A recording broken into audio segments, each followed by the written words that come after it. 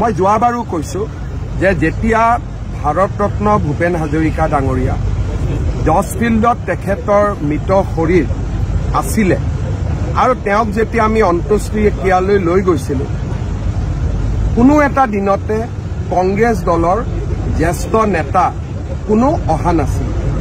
তাৰ পিছত তেওঁলোক নিজৰাপাৰত গৈ ভূপেন হাজৰিকাক সম্বৰ্ধনা জনাইছিলে, শ্ৰদ্ধাঞ্জলি জনাইছিলে। কিন্তু জজফিল্ডত 3টা দিন থকা অৱস্থাত কংগ্ৰেছৰ কোনো সৰ্বভাৰতীয় নেতা তেতিয়া অহা নাছিল। মই তেতিয়া কংগ্ৰেছত আছিলো, আমি খুব দুখ পাইছিলো কাৰণ মানুহেও আমাক সুধি আছিলে। 28 দিনৰ পিছত জুবিন গাৰ্গক শ্ৰদ্ধাঞ্জলি জনাবলৈ তেওঁ সময় পাইছে। যদিও আমি কওঁ যে 28 দিন বহুত দিন হ'ল, তথাপিতো মই তেওঁৰ অসম ভ্ৰমণক আদৰণি জনাইছো। দেৰ হওক দুৰুস্ত দেৰিকৈ হলেও তেওঁ আহিছে। গতিকে এই ভ্ৰমণক লৈ মই কোনো ৰাজনৈতিক কথা ক'ব খোজা নাই।